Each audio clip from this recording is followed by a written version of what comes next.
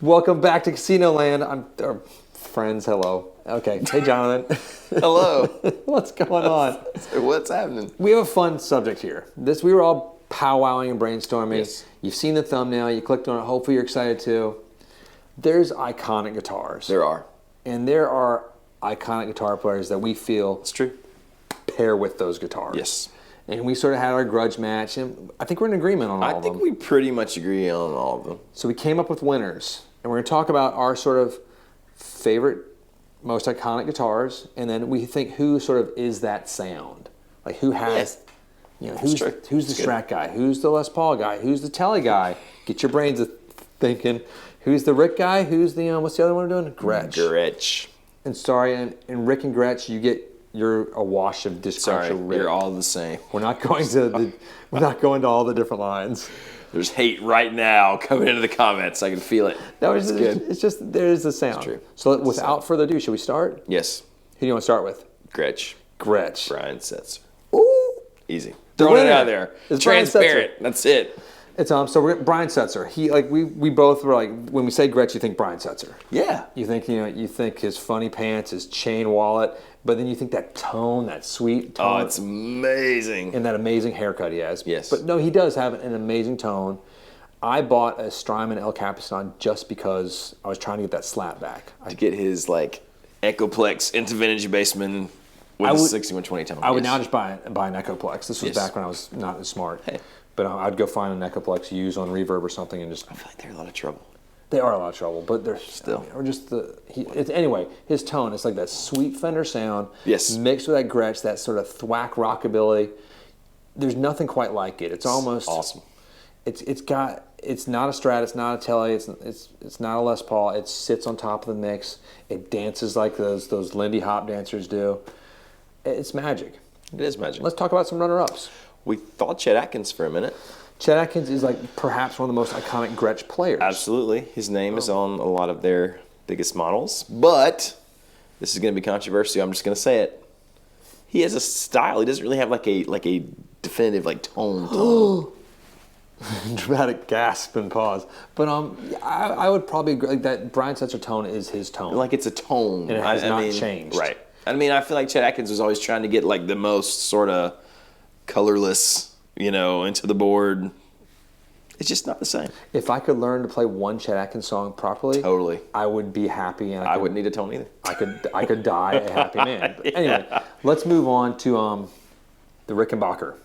Okay. So this one was a little controversial at first. John's like, it's this, it's X, it's Y. I'm like, this was the one where we It's Roger McGuinn from the Byrds. It's probably true. It's I mean that when you first hear the intros for those songs. Okay. I remember as a kid, pre-internet, that's how old I am. It's hearing that music, and you're like, what is that sound? Right. It's definitely different. It's very unique. The Rick 12 string, there's been nothing like it. There's all these other makers have tried. And then just the Rick 6 string, it has a sound. But it has a sound. When I heard that, you hear the Byrds, playing, you're like, what is this magical thing? It's true. And it's chimey. Again, it has that similarity to the Gretsch sits on top. Now, who did you like? My first thought, and this will be a shock to no one since you watched our videos, was Tom Petty / Mike Campbell, because I think Rick and I just see them doing it. I know. I feel like that makes sense, but their tone is so morphing. Well, I didn't think the Byrds, but when you said it, I was like, yeah, you're right. I get it. I mean, that tone from that. Hey, Mr. Tambourine. Yeah, I was going to. Don't worry, I was going to say it, but once you hear Tambourine Man, not the Bob Dylan version, right? But the Byrds version, the actual Byrds version, right? It is it's almost it's like smelling something and bringing you back to your childhood. It's true. It's that iconic of a sound to me, and that's when I was sort of first learning guitar. I was hearing that, the Kinks, and the Beatles and things like that, and sort of so. You get it. You get the Ricks. Fair enough. Mr. Byrds. Okay, now we're going to get into the controversial ones. Yeah, the first two, I feel like we're pretty safe. The Fender Telecaster. Whew. Who's the winner? I'm going to make you say this one. Say it. Okay, I know. Do it. The winner is Brad Paisley. He is the winner. I mean, and the reason we chose this was a big battle, sort of in our own hearts and souls too. It was. When you think of Telly, like Danny Gatton, like everything from Jimmy Page to name everybody, Roy Buchanan. We threw out Roy Buchanan. We threw out James Burton. I even said Roy Nichols. We talked about Keith Richards. We talked about all kinds of people. I mean, Keith was the one's like, yes, because I love Keith Richards. Yeah. But when you think Telecaster and you think Telecaster tone, like tradition, like the country Telecaster tone, Brad Paisley just embodies it these days. It is like that sort of like jangle. Yep. That the in between position 2 sound. It's like he gets that, and like in his amp setup, it's pretty consistent too. He's one of those Dr. Z's, and he's got his sound and his and it. We talked to even like Daniel Donato. He doesn't have, but it's like he's a phenomenal player, but like it's just different. It's just different. Like it's a different tone. That's that sort of cosmic country tone, which fits with some of the other guys we mentioned. I don't think that's a tone that like. Kids who are trying to learn chicken pick and be that thing, they don't chase that tone. They chase Brad Paisley's tone. And like the fact that Brad Paisley is someone that we're going to like reach a huge audience. It's like it's huge, it's wide, it's and he's not stopping anytime soon. No. So, Brad Paisley, you're the winner. Okay, sorry. Now the comments come in. Okay. Should we do the Fender Stratocaster? Let's do it. Okay. And the winner is, you want to say it? SRB. Yeah, we're gonna go with Stevie on this one. This one's tough too. That was really tough. It's because we were talking, Mark Knopfler, right? Which is amazing Strat tone. It's one of the best. You talk Jeff Beck. Yep. You talk even Eric Clapton, obviously. And we both decided that Clapton, controversial, I know, and we love Clapton. We are not Clapton haters. We love Clapton. I don't even know why you would preface this with that. Of course we're Clapton lovers. There are people out there, if you've ever read internet comments, who do not love Clapton. I don't even read those. We don't. I know. My mind. We don't need that kind of negativity. But Clapton's Strat tone is not that stratty. I mean, when he was sort of like harnessing his Strat tones, you're right. Like especially in those journeyman periods, like when he went lace sensors, and and he has that preamp built into his guitar. Mid boost thing. Yep. Like it's different. He can just drive, and he has that sort of mid-range throat because he came from the world of Gibson. That's right. People forget that. People do forget that. SGs and 335s. And Les Pauls. I mean, it's just like that throaty push ground. When he switched to Strat, I think it was almost an ergonomic change as well. The comfort of having his, I remember reading an article, his hand on the bridge on the wood too. Right. And just the style of music he was playing was different too. But so we're going to Stevie Ray Vaughan though. Back to him, like when you think tone, like he does Jimi Hendrix, obviously. That was we talked about Jimmy, of course. Jimi Hendrix is like number 2 or 1, but we just chose Stevie Ray Vaughan. Because I mean, Stevie has that sort of like that. He does a lot of the cleans. When you think of Texas Flood, there's nothing more Strat blues than that.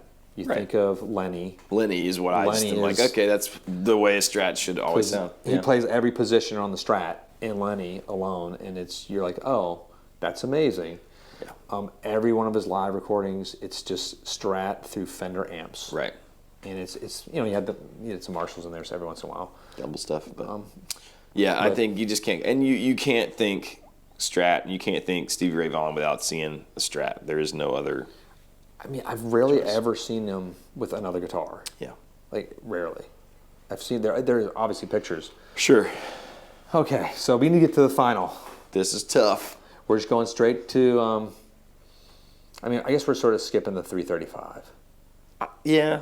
I mean, you got Larry Carlton and those kind of guys. You got Marcus King. Right. You've got Warren Haynes is a pretty big 335. I love the 335, but we're going to go to Les Paul. That's what everyone's waiting for. 335, blah. No, I mean, I don't get me wrong. There's a 355 back there. That's one of my favorite guitars to play.